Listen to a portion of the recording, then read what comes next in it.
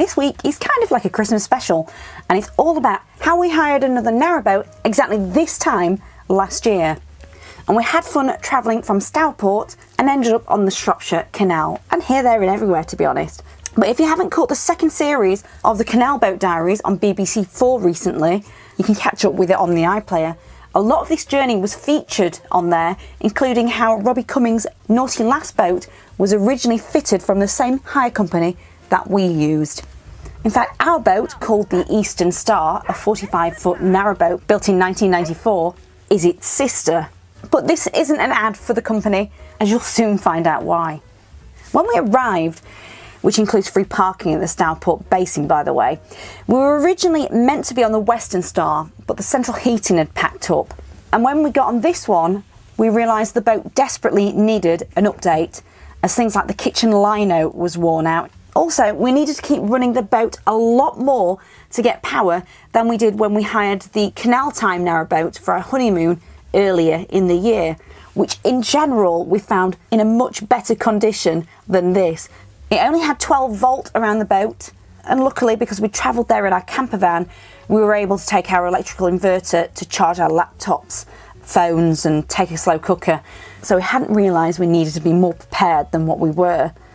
Anyway, once we'd had our handover and Christmas began, we soon forgot about it and we were on our way. And they did leave us a bottle of mulled wine as a treat. So enough of the moaning, let's start the holiday.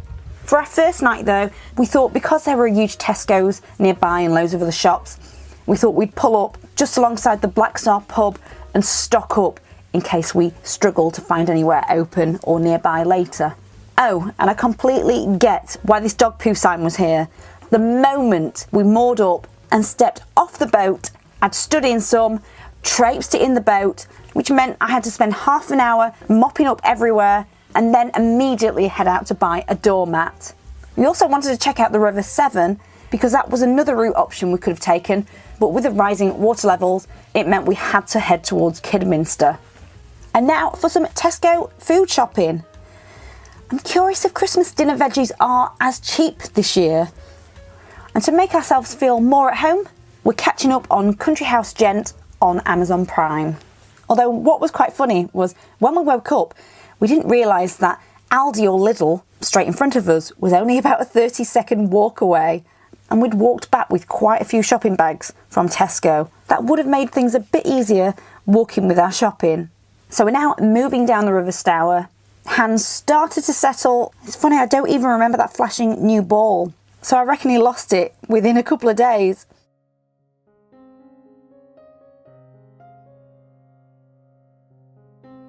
I believe this was our second lock towards Kidderminster, Falling Sands Lock.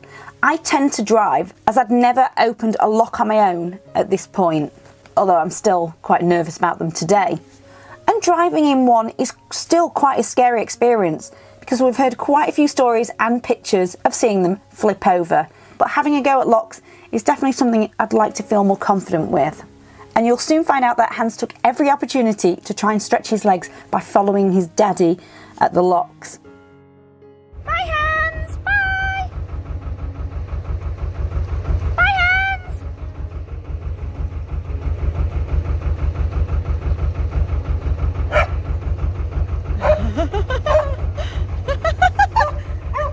Daddy, don't let her go! And to know where we were going, like many other narrowboaters, we bought a few Nicholson map guides to help us along. And we're now at Caldwell Lock near Kidderminster. I'm sure I'll mispronounce a few as I go along, but we didn't actually stop here until we were on our way back. And I don't remember this being the first time, but Hans must have fell in the canal. Usually it's for a tennis ball or a floating shoe.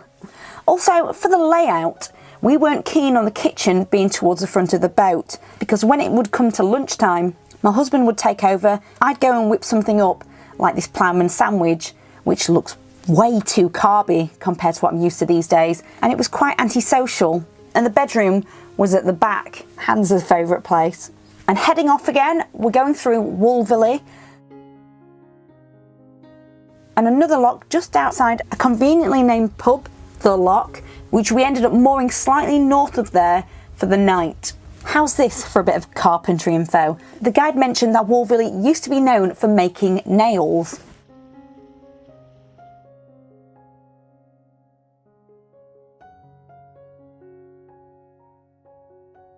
And we're now heading towards Cuckley, met another lock.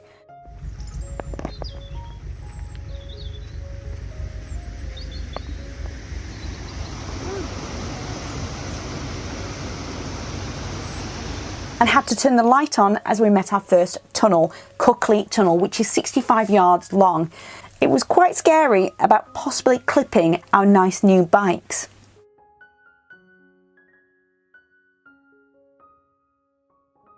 This has to be my favourite boat name so far. You're never too old for a bit of Flintstones. That's my kind of boat. We're now at Ostcliffe Bridge, and what a glorious day this was. One thing that I brought from home with us being away for 2 weeks was my small slow cooker, because I like the idea of cooking while we were travelling down the canal. And the only thing that I cooked in it was my favourite lamb and mint stew with added dumplings.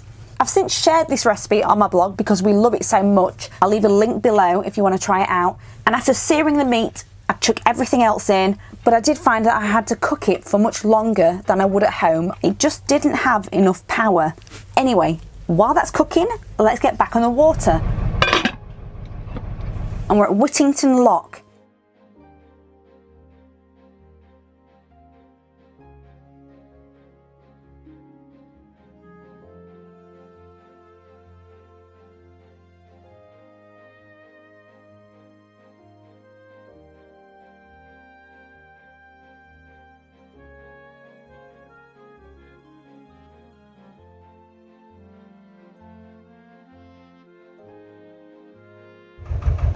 It's a bit chilly today.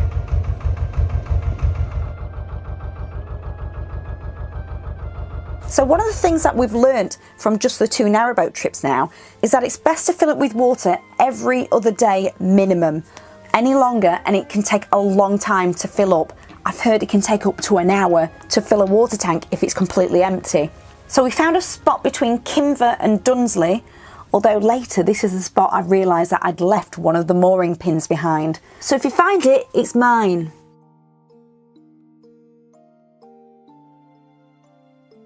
Hello, are you guarding our lamb and mint stew? Hey? Smells nice.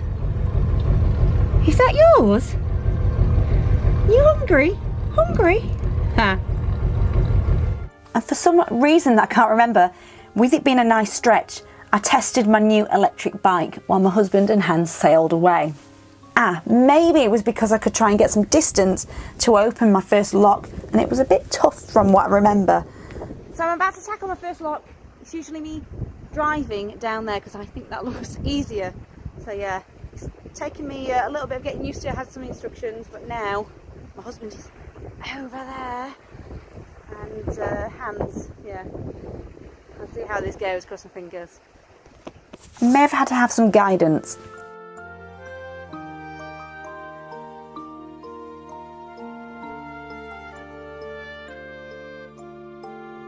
And once we were back on, we thought, let's put the bike near the tiller instead of the top, hence the rug that we brought from home for protection.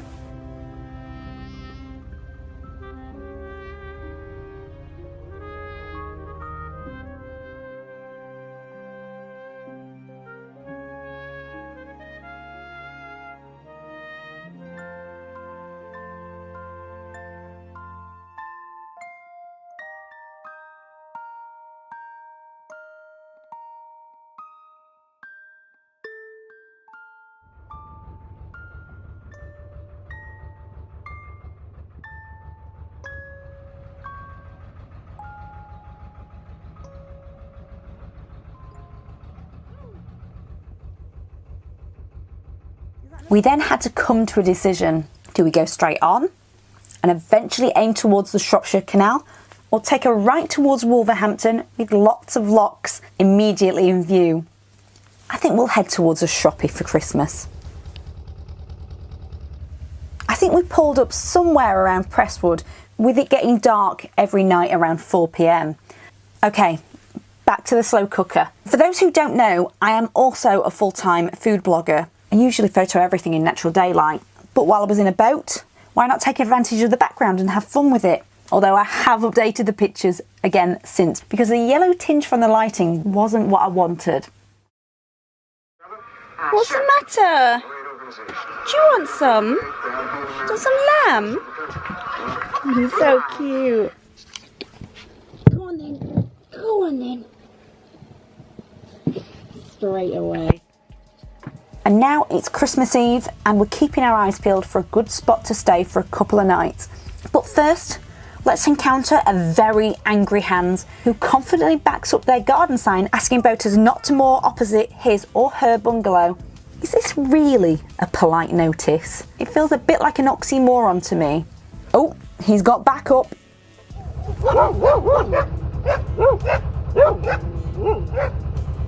Now we're at Bumblehole Lock and we came across the intimidating 3 locks on 3 different levels. Bratch Bottom Lock, Bratch Middle and Bratch Top. Not for the faint-hearted. Here we go again! Shush! Another 3 locks.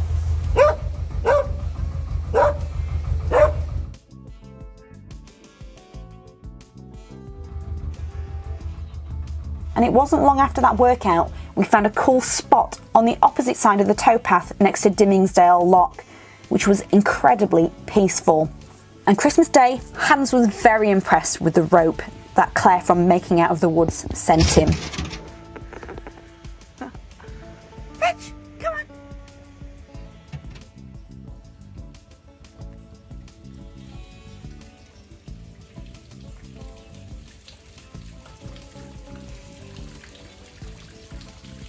And time for a bit of English breakfast while we prepared the roast beef that would give us lots of leftovers for a few days. And a quick bike ride and dog run to Whitewick to test our bikes again. Oh, I forgot to say, and another thing that we picked up while we were in Stourport was a 3-tier steamer from a local homeware shop. This turned out to be so useful to avoid pan juggling. And this was Christmas dinner, roast beef and trimmings in a giant Yorkshire pudding. And Hans had plenty of leftovers, which later got pinched by another dog walking past on the well deck. For Boxing Day morning, we were on our way again to explore.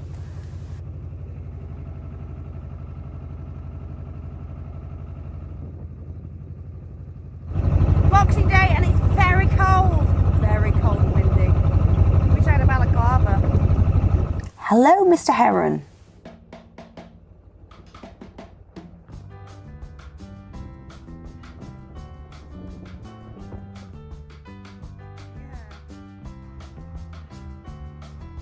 I think it was just before turning left at the Orthley junction and onto the Shropshire Canal that we found someone selling diesel on the right, which we took the opportunity just in case we were low, because we don't know how quickly people run out.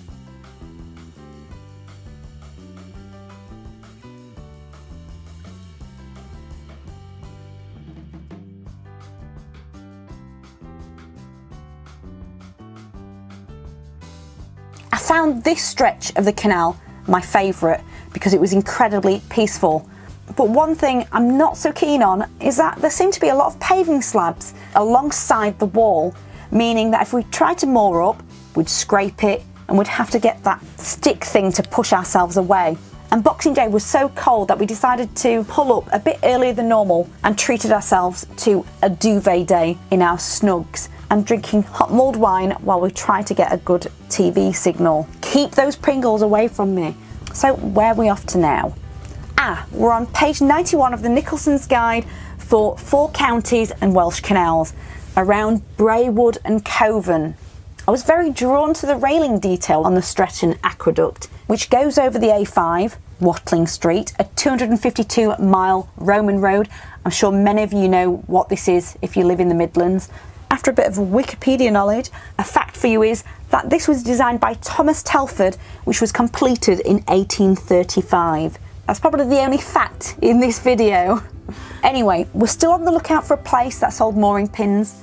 Thankfully, Thanks to Google, we found one that was also a garage just over the Tavern Bridge next to the Hartley Arms pub, called Turner's Garage at Wheaton Aston.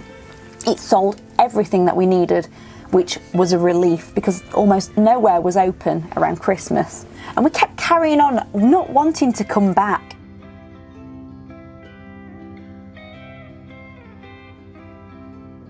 And this spot of the Shropshire Union Canal was perfect for me and Hans stretching our legs, because I became very conscious that I wasn't doing much exercise. You wanted that? I can't fetch that. Or is it this? Come on then. Yeah. Woo!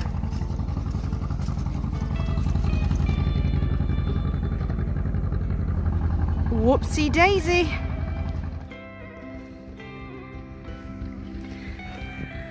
Yeah, that's definitely no good.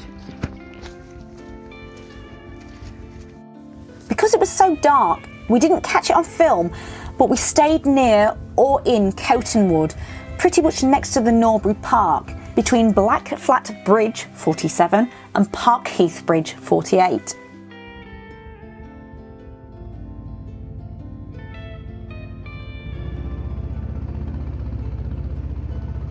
And this is when we thought, we've probably gone a bit too far. Let's make use of this winding hole and start heading back. Which, by the way, we found the website canalplan.uk really useful to help plan our trip.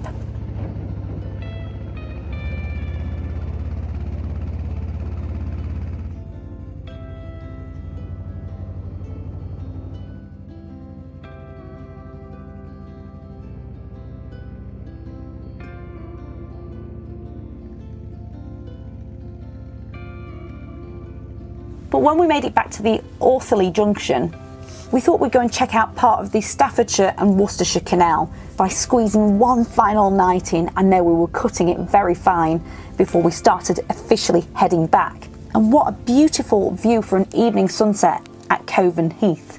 This is another place that Hans fell in the morning.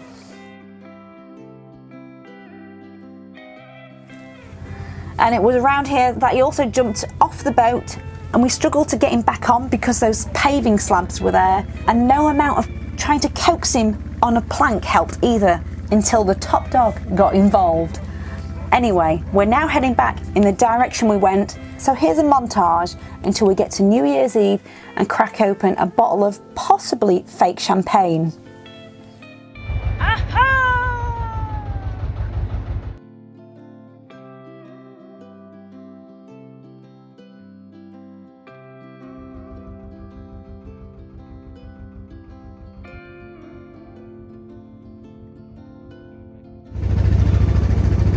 And this is where we discovered our favourite Christmas Day spot was gone. So we pulled up a bit further away, and we were so relieved that there were no houses around because Hans hates fireworks. And I'm testing a neck warmer and my earmuffs, which drastically helped. Good boy. Yes, you're a good boy. Ow. Montage again? Go on then.